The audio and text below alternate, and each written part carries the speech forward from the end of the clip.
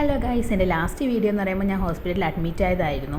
അപ്പോൾ അത് അന്ന് രാത്രി 12 മണിയായപ്പോഴത്തേക്ക് എൻ്റെ അടുത്ത് ലേബർ റൂമിലോട്ട് ചെല്ലാൻ പറഞ്ഞിട്ടുണ്ടായിരുന്നു, അനക്കമൊക്കെ നോക്കാൻ വേണ്ടിയിട്ട്. അങ്ങനെ ബേബിയുടെ അനക്കമൊക്കെ നോക്കി കുറച്ച് നേരം അവിടെ കിടത്തിയതിന് ശേഷം എന്നെ തിരിച്ച് റൂമിലോട്ട് പറഞ്ഞു വിട്ടു.